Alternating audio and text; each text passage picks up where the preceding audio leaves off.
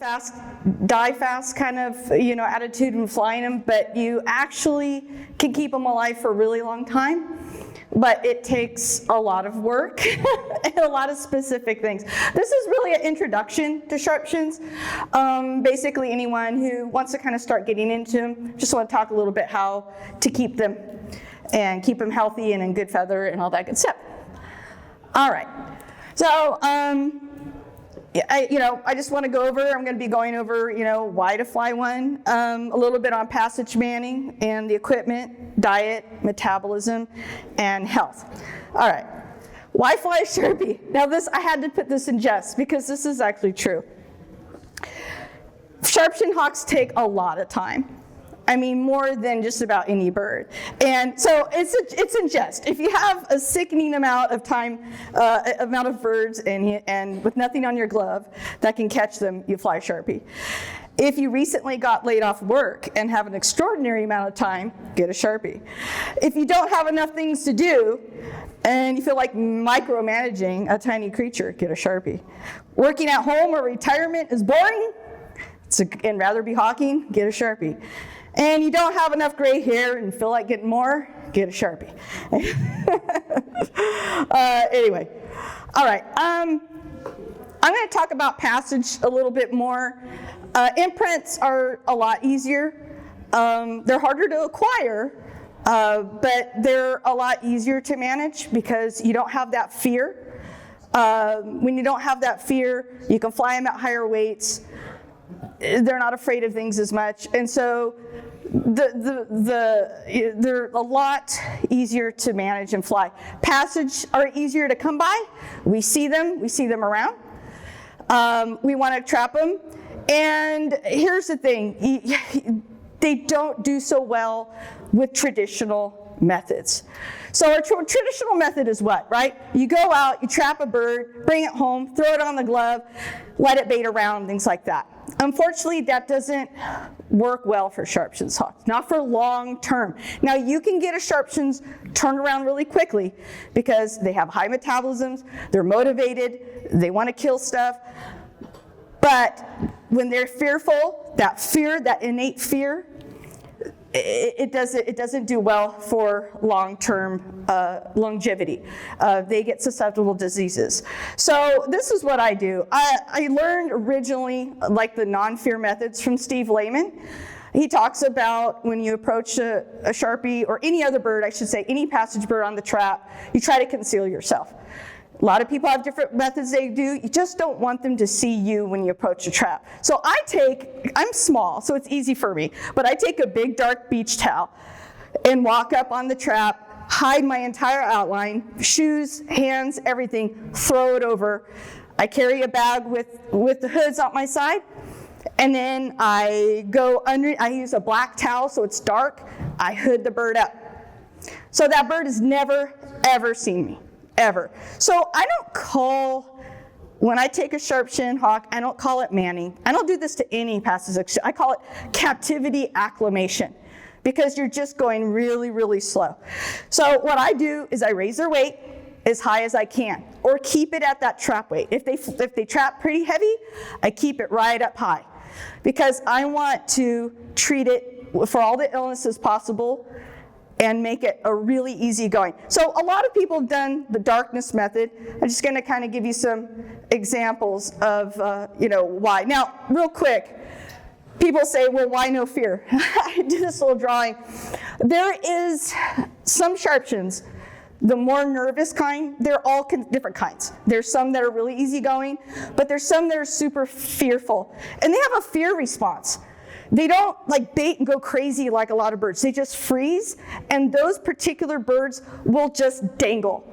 So they'll bait and they'll never came back. They're like a yo-yo bird. They just dangle, and you can't get them back up. They freeze their feet and dangle.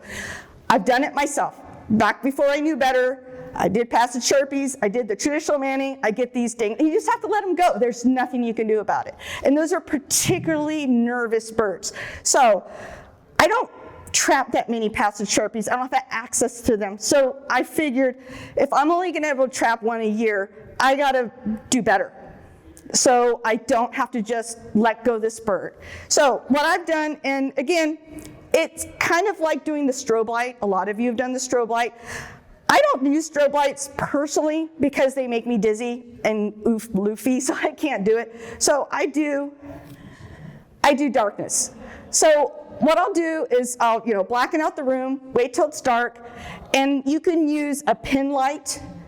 I'll use a puck light sometimes that I cover. Some people use a headlamp and then make a little poke hole, just a little tiny, and basically you're just shining the light on the food, and that's it. The bird doesn't see you at all. And this stage can last about 3 or 4 days. You want the bird to eat, and then after you're done, you hood the bird up, put it in a box, and leave it there. I usually work my birds twice a day, so I'm waking up before first light, and then after the sun goes down. And that's usually the way I do it. So anyway, so that's first. And then a few days later, this is a puck light. And so I'll have the puck light set on low, but then I'll take the cover off so there's a little bit more light. Now the bird at this stage might be able to see me a little bit, like my shadow, my outline, or just a little bit. But I do it this way. And then I'll add, after a few more days after that, I'll have a lamp on low. So this whole process could take a couple weeks. And during this whole time, your bird is heavy. And the reason why you're doing this is because you can't have a fat bird flying on the glove. They're going to be fearful. But this bird hasn't even seen your face yet. It doesn't even know what's going on. So during this whole process, while it's heavy, I can treat it they're very susceptible to aspergillosis. The average lifespan off the trap is about a month to 6 weeks because they succumb to asper like that. They have it in their system, and if you don't treat them, they'll succumb to it. So you want to do asper, you want to do coccidiosis, and I'll go through all the meds later, but this is why I do this. This is how to keep them alive, and this is non-fear. This is what makes them tame, because when you do this like that, they don't know who you are, they've never seen your face.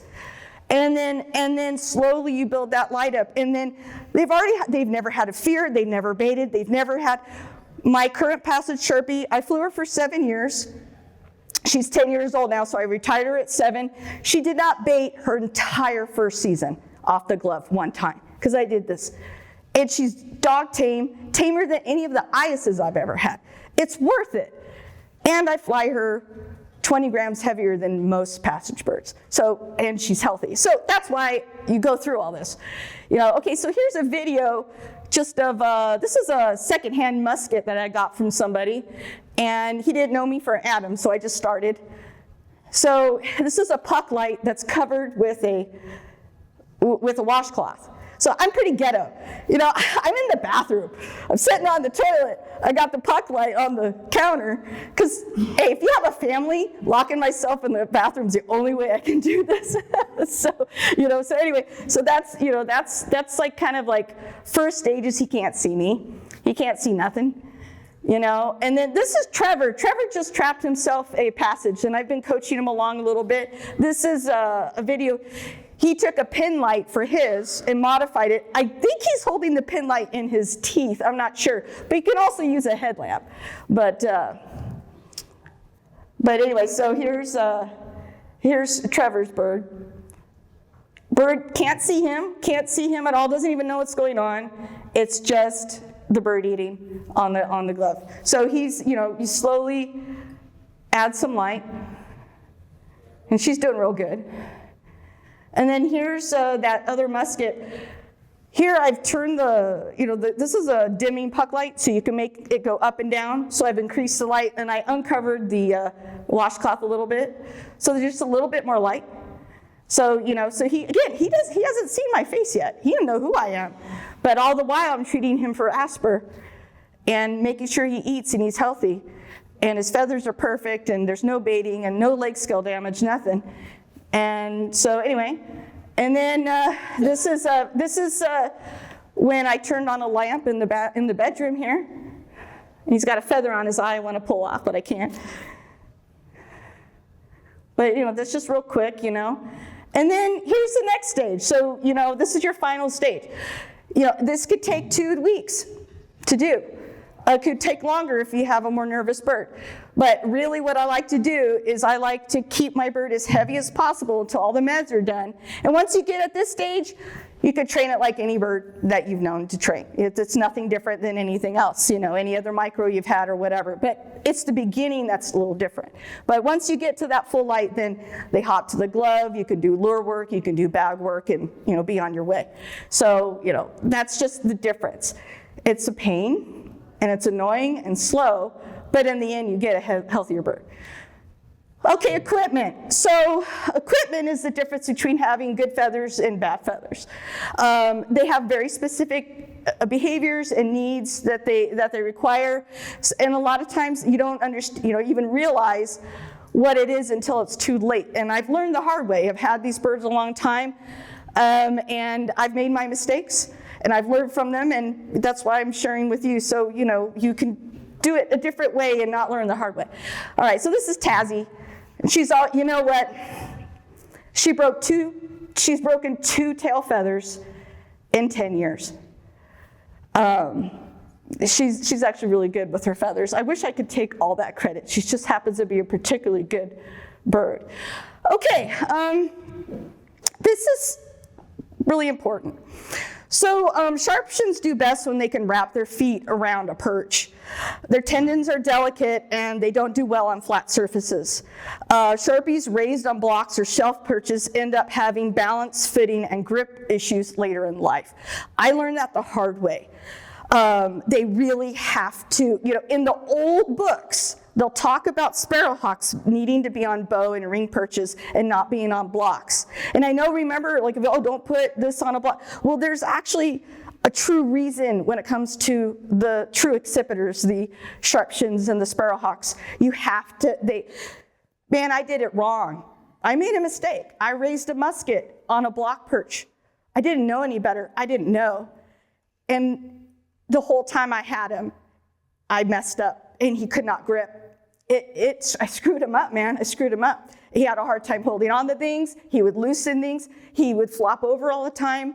And I didn't realize it until it was too late. And I ended up giving him back to the breeder after 3 years. But, it was a lesson learned. I did switch him over to ring perches and he did get better. But that early development, man, I messed up. So, and I've had some hand-me-down birds as well that have been raised on flat surfaces, and they have a lot of balance issues. I never would have thought about that. Who would think about that? I don't know if that's the same with the passage birds, because I've always used after that experience, using the rings and stuff like that. But I don't use flat perches. I don't use shelves. I don't use blocks. I only use stuff that they can grip.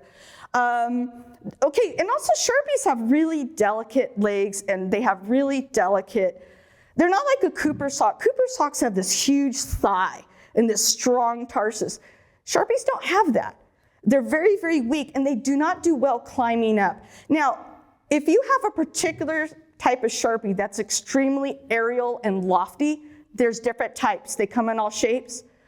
They can, sometimes you can keep them on a screen perch, they can bait and come back up because they're so lofty. But if you have a more brutish one, that's like a bulldog with a short tail, short wings, and a broad chest, they will dangle and they will hang. They cannot go on pole perches, they cannot lift themselves up. Those little legs can break. So I don't like them really on pole perches. I've never even seen any of mine they're just not comfortable with it.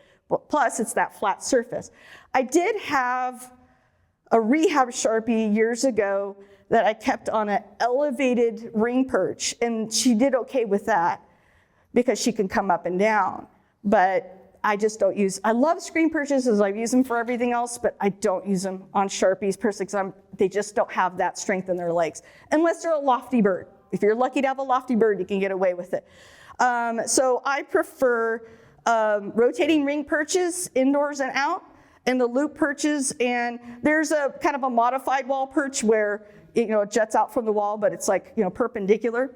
So anyway, these were made by Shane Jurgis, and I sure wish he was still making perches. But these are examples of the outdoor ring perches that I use. I only put Sharpies in covered weathering yards just so nothing kills them. So they have screen around them. But I keep them in that.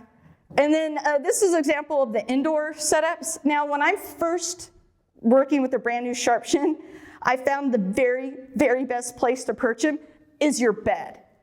Because you could this is a hotel room. This is what I do. This is how I weather my Sharpie at the meets, just so they get out. I always get a double bed, one's for the bird, right? But this is how I do it at home. You know, when you're first doing that, they're elevated, they're a few feet off the ground. And if they bait, it's soft. I put a really soft blanket there, and they do really well that way. You probably can't get away with having a bird on your bed all the time, but you know, my husband's out of town, like, you know, 3 months out of the year, so anyway, and then here on the bottom here is a little musket. He's on an ottoman. So he's in my living room on a 4x4 by 2 foot ottoman with a UV lamp over it. That's how I've molted birds before, just like that. And then that's a Sharpie there.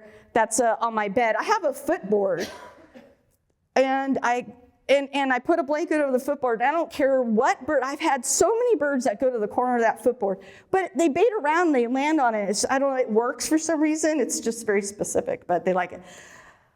This is a really good way to keep them. It's called a loop perch. I've seen a lot of people in England use these. This was designed and built by Corey Wakefield in Texas. He did a fantastic job. This is a really nice way to keep a Sharpie long term. He's got a UV light over it.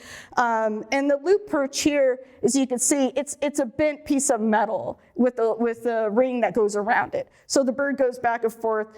It's just a really nice way. They keep sparrowhawks a lot in England this way.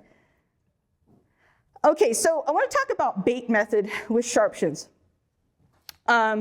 Again, there's different styles of Sharpies. There's brutish ones that just want to kind of bait outward, and then there's more lofty ones that know it doesn't really matter where you put them, they'll come back and they'll light down, and you're probably not going to have much problems with managing their feathers, or it doesn't even matter how you keep them. But you're not always going to get that lofty long tail. I like the long-tailed ones better, guys. Just so you know, you might, long tail, it's going to be hard. No, they're so buoyant and lofty. It's the short-tailed ones I don't like. The brutish, they're hard to keep because they want to bait outward. It's just a pain. So the way to keep those particular birds that are like a baiter, that you want to keep them on a rotating ring, and you want to give them a lot of line. The more line they have, the better. Because you don't want them to jot straight fine. You want them to do a circle around. I call this a helicopter bait. Sharp-shinneds do really well with a helicopter bait. Because what they do is they spin around like this, and then they go boop, and alight right back on their perch. It's just really the best way. I've kept feathers in perfect condition with that. Tall boa perches are really bad because that ring will get caught up in the middle, they'll jump on the other side, they can get hung up, and then you don't want to short tie them. Short tying is really, really bad for Sharpies because, again, there are some that are really good. Some will jump to the side and their little tails will just flit it to the side, and like, I don't touch leashes, I'm fine. But then there's those ones that just go boom, bait outward, and they'll get that leash right through their tail. So I just assume they're all going to be bad. So I don't actually use bow perches at all. There are the traditional old style bow perch that's like really, really low. Those will work. You'll see them in all the old, sparrowhawk books and things. Those are great. Hard to come by. You would have to like special make something like that. Those do work really well for them. But if you can't come by those, the rotating ring, they're my favorite, just because you just got to have that long, long line for them, more than you think. All right. Actually, Keith Richmond told me this a while back about using painter's tape, because people say, do a tail wrap. You got to be real careful about putting anything permanent on a tail on a Sharpie. You don't want to use tail mounts on them. Tail feathers could come right out. They're really delicate tail, almost like a dove. Like, you just don't want to put anything. So a long time ago, maybe 20 years ago, he told me about using painter's tape, and I've been using it ever since. So I trap a brand new bird, I take about 4 inches strip, and I run it across my jeans a few times because you want to get that stick off of it. You don't want it to be super, super sticky. And then I'll put it up under the tail, folded, just like a billfold, put one over one, and then one over. You don't want to wrap it. You just want those tabs to barely overlap, because you have to eventually take it off. I always use a tail wrap during early acclimation, until the bird needs it. Even like early recall, I'll keep the tail wrap on. During travel, if I'm going to travel long distances, I think my bird might jump around, I'll put a tail wrap off. Taking it off is pretty easy, but I'll usually dip the tail in hot water and then release each tab and then pull down in the direction of the tail. So there's a tail wrap for you. All right, and then with the anklets and stuff, the thin kangaroo leather with the eyelets is what I like to use. I like braided gear, and one of the things that I do that's different than a lot of people is I'll use the coast lock swivels, but I do them back to back. So I use two, but one here and then one here. And I also like having a barrel swivel inlaid in the leash if possible for that extra spin. And I've kept a lot of Sharpies in this really good condition this way. You just have to make sure that whatever you use, it's not cheap and it's not going to break. Hooding, so you're going to want to hood a Sharpie. You have to. There's a lot of good hoods out there, a lot of good hood makers. And I just want to kind of give you a little tip. The females wear about size 0 to 1.5, and the males 000 to 00. And what's really important for the shape is the beak opening needs to be a bell-shaped. It goes up, it comes down over, and then goes around. So it's the bell shape that you're looking for. I prefer a short top knot. It just cuts down on weight. You really want to shoot for 3 grams. 4 grams you can do pushing it. Some of the great hood makers can go down to 2. I've got some Roselle example, this Cazador hood, and the Roselle Merlin down here. I use a hood just like that. It's up here too on Tassie, but I've used it for years, and it's just so lightweight and perfect. I love it. But anyway, you're going to want to keep your bird hooded, during the whole acclimation process, and I always like it hooded even during transport. It's really important. And then transportation. Now, I use a box. I use the Mike's Falconry box. I've been using that for a while. Back in the day, I used to do wooden boxes. It works out. But I do like to keep my birds hooded even during box transport. You can put them on a cadge, though. You can keep them hooded. And then, this is an example of Limestone Canyon and then the Roselle hood here. But I keep my birds boxed when I'm first working with them. If they're not on my glove and not training them, they're in their box. It keeps them comfortable, and they learn to love it. Eventually, after the hunt, I usually don't hood them. I let them jump in and finish their meal in the box, and they'll fly right in. So anyway, okay, so diet. Diet's really important on these guys. You just can't get away with feeding them crappy food. They got to eat really good stuff. So sparrows, starlings, if you could get, cowbirds legally from coal sites, they're really, really good food. And you can do coturnix as well. During early training, during molt, you could throw them some coturnix.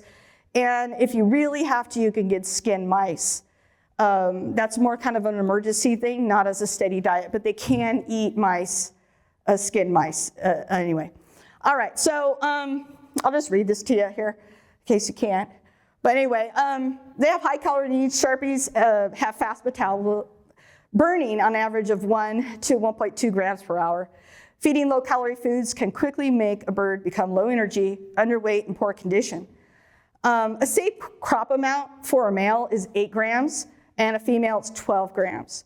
And I call that safe. They can eat more than that, but if your bird is too low in condition and you feed them more than that, they can crash on you because it takes so much energy to process that crop. And if they're a little too low in weight, they can actually get crop stasis or get sour crop. So it's better to feed more frequently and less food. I typically feed my birds twice a day. And then they have to have calcium. So that's why you have to have, like a lot of people, okay, you just feed quail and starlings and things like that. Starlings are great, but the bones are actually really big, and a lot of Sharpies won't eat those big bones. And you could sit there and chop them up, but they might still not get enough calcium. So that's why I like to have sparrows. You gotta have those sparrows for their small bones. They love to pick the bones and they like to eat them. And they have to have that calcium. So you can't just get away with feeding these larger, I'll feed pigeon, I'll feed that. Well, where are you getting your calcium from? Now, you can feed pigeon if you want, but if you're going to do that and you don't have sparrows, which you need sparrows, really. But if you don't, you can give mice, skin mice, in the interim for calcium. I mean, there's ways to get around it, but you should have a whole pile of sparrows before you get one of these. All right, I'm going to talk a little bit about casting. You don't want to give a Sharpie too much casting. The problem is it takes so much space in their crop. You know, you only have 12 grams to work with. You don't want to fill it up with casting material. Also, too much casting also dehydrates them. And it also takes away, you know, if you want a bird to lose weight, give casting. It'll take away the fat reserves and everything else. But you don't want to do that when they're too low. So I give very little amount of casting to these birds. You know, maybe a pinky nail size a day, hardly anything. During early training when they're hooded a lot, I don't even give casting at all. And so that's, you know, that you just got to be careful about that. They also have really high fat needs. I actually, in wintertime, when it's, I actually give a quail top. So you know how like you get the old breeder quail with all that fat and goo in it like that? Well, it's actually, especially when it's really, really cold and if your birds are running, you know, flying them a little too sharp or whatever, I'll give it like once a week, that fatty quail top, and that really helps keep their fat reserves going.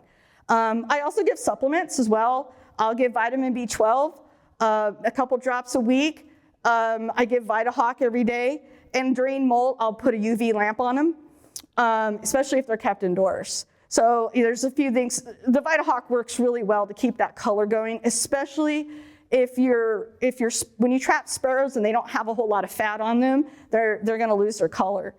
And then hydration. Hydration is really important for these birds. They dehydrate really, really quickly.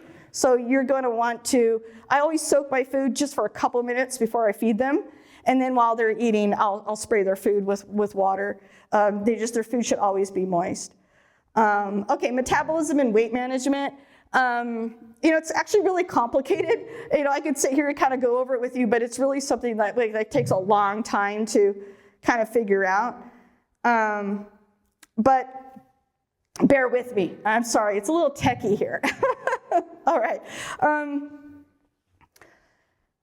As you know, the heavier a bird is, the less they need to eat, and the slower their metabolism is. So, I mean, if you're really into it, you could take a picture of this to just kind of, it's like have the guideline.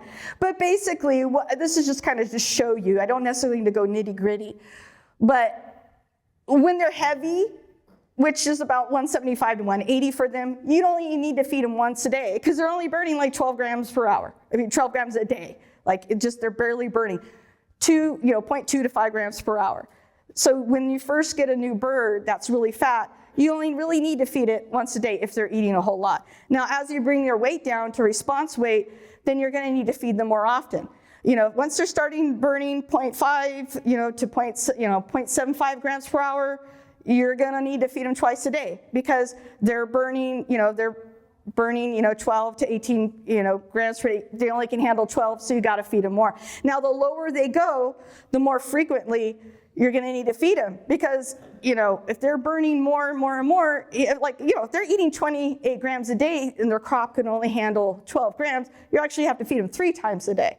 So what I'll do is I'll feed them, their full complement, 12 grams when I hunt them, and then in the afternoon, I'll feed them again, and then before bed, I do exactly kind of what David does. I have a fed-up weight, so a bedtime weight. So I weigh the bird like at 10 p.m., and whatever that weight is, I feed up to that. So they're getting that. So I actually, when the lower the bird is, I'll feed them 3 times a day. They do really well if they're really on the low end, eating every 8 hours. They have a lot of energy when you give that. Blood sugar is really important to these guys, and everything about them, the way they fly and how they act, is so much better when you keep those calories burning through them.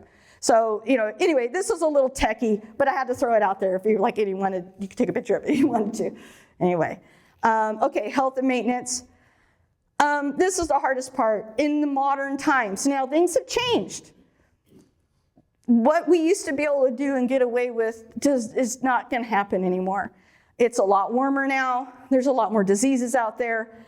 And even if we were able to keep these birds alive a long time ago without doing anything, it's not the same anymore. We have to be really diligent about their health because they can go down really quickly. And anyway, but I just wanted, before I get into meds, I just wanted to show you a little bit about reading the accipiters. So a healthy accipiter should be smooth, like a carved piece of marble. Just completely smooth, not a feather out of place. This is a bird that is well hydrated, well muscled, good blood sugar, good weight, not too cold. When a bird gets cold, when they're not feeling well, they fluff out because they're cold and they need to conserve energy. But why are they doing that? If a bird is fluffing up, it's either too low for the current temperature that's outside, it's in low blood sugar, or it has early illness. So what you want to look at here are like the primaries. So, all right, so I'll get a laser pointer here. Okay, check this out. See how smooth this is? They're all tight. The tail is tight, and the head feathers are smooth. When they're low blood sugar, or too low in weight, or have early illness, their forehead feathers start to ruffle a little bit. And then their primaries, and this is a bird that's not wet and drying off. This is, you know how you tell is you have the bird in the house and you go away. You could take a picture of it or sneak in and they don't notice. They're always gonna be smooth when you're there. But you gotta, look around the corner, look at them in the yard, look at them in your house, and their true nature of how they're feeling will be revealed when they don't think you're watching. So if they've just been in a box all day and you put them out, they're gonna fan out. But if this is a bird that's been out all day or all evening, if they start to have their primaries spread open right now, that's not good. That's the first sign that your bird's got low blood sugar. And this means you need to raise their weight, feed them more often, or maybe start treating them for something. Coccidiosis is often the first thing. And then by the time your bird looks like this, honestly, I hate to say it, but it's like too late. This is, their primaries are open, often their tail feathers are open like this. Their eyes are starting to go oval. Their head's really ruffled, the chicks are out. This is a very, very sick bird, and the bird might not live long once this happens, unfortunately. Anyway, I just wanted to kind of show you a little bit of how to keep an eye on your bird. Your bird always should look nice and smooth. All right, keel score. Okay, keels are really subjective. Each species has a different keel, but you definitely want to look at keel. I like to fly my birds as heavy as possible. That's the reason why I go through the whole darkness thing, because when you go through the whole non-fear thing, you can fly your birds at a 4 or 3 keel. Most birds are like trained in the traditional method. You have to bring them down to like a 2.5 keel or so. And the problem with that is that the longer they're kept at that lower weight, the more susceptible to illness there. The immunity goes down and they start to succumb to illnesses. And because I've taken this long road, I can fly them out of 3. I've brought birds down before to 2.5 and paid the consequences of having to nurse them back to health, and it's not fun. So your goal is to keep them fat. Okay, here's something fun. I don't know if you guys know this. I was a bird bander for a long time, and this is a typical measurement we do. It's called the furcula. The furcula is an area behind the right here, but in between the wishbone. It's where birds keep their fat stores. And I actually use this as part of for all my birds. So when they're really, really fat, it's filled up, and it feels like there's a marshmallow in there. That's like a 4. And as they get lower in weight, their fat reserves get stripped, and it goes lower and lower. Now, you just never want a bird at a 0. You really don't want them at a 1. It's really hard to feel on a Sharpie, by the way. I mean, you have a small finger, but you really want to keep it in the middle. They should have that fat reserve. That fat reserve is their blood sugar. So it's going to keep your bird from having a blood sugar fit in the field, because if they're too low or it got too cold or they're left out overnight, they're going to have a little bit of fat reserve in there. You don't want them out of 4 because they're just crazy and wild and fat. That's usually trapping weight or molt. After the molt, they're like that. But anyway, this is kind of a fun thing to think about with your birds. I use this with all my birds because sometimes you don't know where your weight is. Is my bird too fat? Is it too thin? What's going on with my bird? You got a brand new bird, figure it out. I'll go in there and I'll feel that freaking, oh, you're fat. Okay, because sometimes keels are subjective, right? Got a new bird, it's been sitting in a chamber for a couple years or whatever, doesn't have any muscle. How do you know? Well, there you go, furcula. Anyway, this little fun little tidbit. All right. Okay, so again, hate to say it, but when you're flying a Sharpie for long term, you're going to end up having to treat your bird, or your bird might go down at some point. They're very, very delicate, and no matter what you do, can't control everything. You just can't. So off the trap, I treat for aspergillosis, flounce, coccidiosis, and worms. I do asper every 6 months. I do cocci every 3 months, worms every 3 months. And I'll do flounce once a month if they're catching a lot of wild sparrows, especially if they do any doves or anything. Anyway, I don't need to go through all the specifics because, you could take a picture of this. There's a lot of OTC meds available out there. And you really have to have a kit. Hate to say it, but this is like my basic kit. This is NutriCal. This is high calorie. This can save your bird from going under. I've actually had to tube feed my Passage twice in her life when she's gone down for illnesses, even though I treated her for them.